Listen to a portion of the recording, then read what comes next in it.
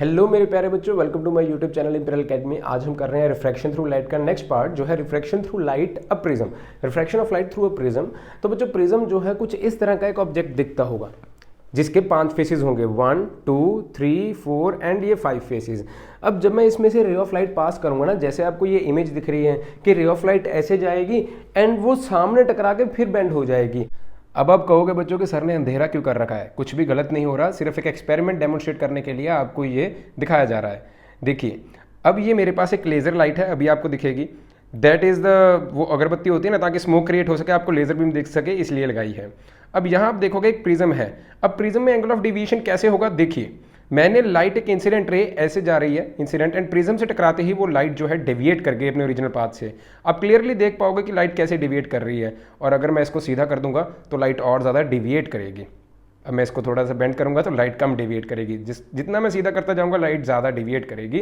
So this is the simple experiment to demonstrate the deviation of light, जिसका मैं अभी part आपको समझाऊंगा कि ये डेविएशन क्यों होती है। तो इसी तरह बच्चों, ये फिनोमिना आया कि refraction of light through a glass prism. अब ये जो प्रिज्म है, देखिए इसका कोई एंगल होगा। प्रिज्म के अलग अलग एंगल्स होते हैं। जो मैंने आपको प्रिज्म दिखाया that is the angle of 60 degree. अब ये इंसिडेंट रे, ये लेजर बीम जो थी मैंने लगाई, तो इंसिडेंट रे आ जाएगी। तो this will be the angle of incidence, I, angle of incidence. तो इसे हम I1 से डिनोट करेंगे बच्चों। एंड जब ये टकरा के रिफ्रैक्ट हुई, बेंड हो गई, and this is known to be angle of refraction. अब बच्चों, ये सीधा रे जा रही है, दूसरा फेस आ गया, फिर से मीडियम चेंज हो गया, अब ये अवे फ्रॉम नॉर्मल जाएगी, जैसे मैंने आपको पहले बताया था।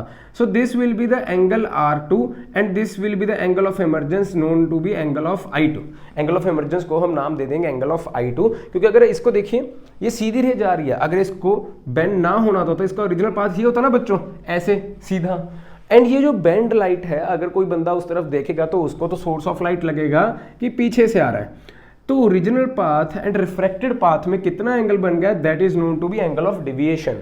So this delta sign represents the angle of deviation. अब बच्चों, ये एंगल ऑफ डेविएशन आया कितना, ये मैं आपको निकालना सिखाता हूँ। इस पर न्यूमेरिकल्स बहुत ही कम आएंगे। कभी आपको बच्चों निकालने के लिए कह दें, ड्राइव करने के लिए कह दें, तो है जो क्वेश्चन है। बट आप समझ लीजिए कि एंगल ऑफ डेविएशन आया कैसे।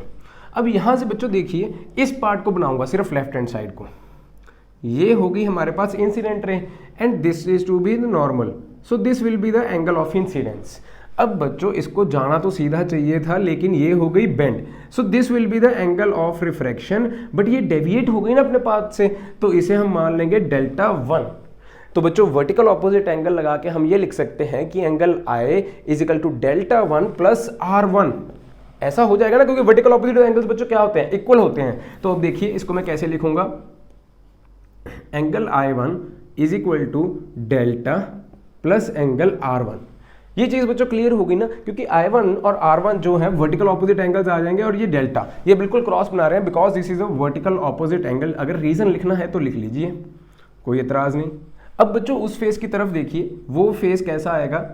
ये सीधी रे आई बच्चों, एक ये नॉर्मल हो गया। अब रिफ्रैक्शन के बाद जो होगी रे, वो अवे फ्रॉम द नॉर्मल जाएगी। This is the denser, this is the rare medium. यहां आ जाएगा बच्चों angle of refraction and this is the angle of emergence. तो इसे हम I2 दे देंगे।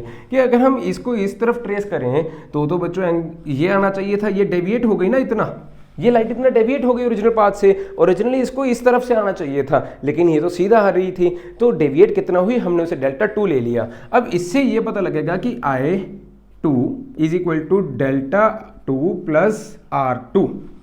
इससे ये चीज क्लियर होगी। अब बच्चों, एंगल देखिए, डेल्टा 1 ये रहा, डेल्टा 2 ये रहा। अब आप एक ऊपर की फिगर देखिए तो कुछ इस तरह का दिखेगा। मैं आपको थोड़ा सा बड़ा बना के दिखा देता हूं। This is the delta 1, this is the delta 2, delta 1 delta 2, and ऊपर जो यहाँ है that is the proper angle of deviation जो हमें निकालना है। इस सारी थ्योरम से जो हमें निकालना है that is the angle of deviation.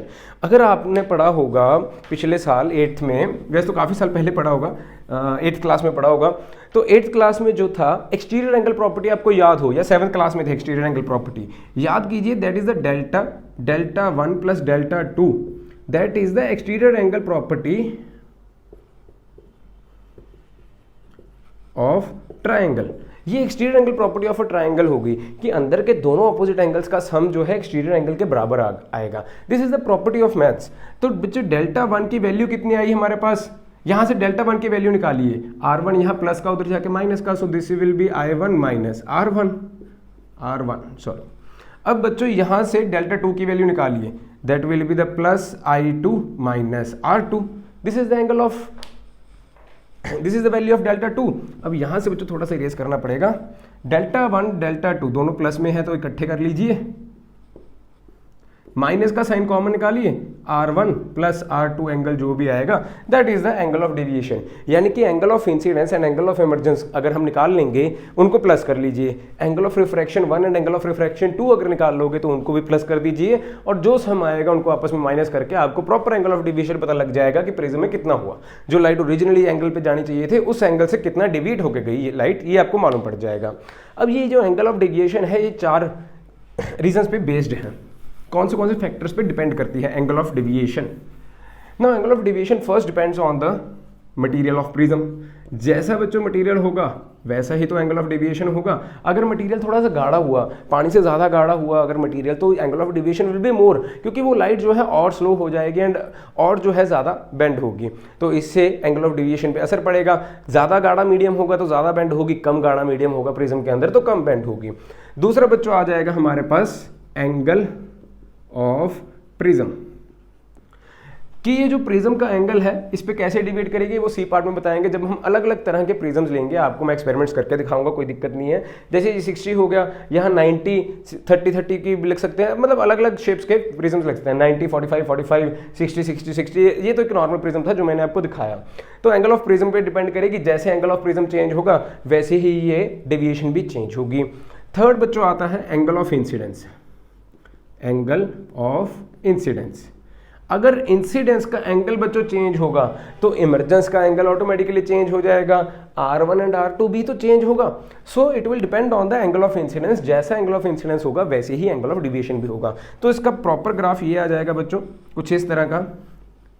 अगर देखिए ये इस पॉइंट पे angle of incidence is equal to angle of emergence है, यहाँ इंसिडेंट एंगल्स जा रहे हैं, यहाँ एंगल ऑफ डेविएशन जा रहा है। डेविएशन सबसे कम वहाँ होगा जहाँ angle of incidence is equal to angle of emergence.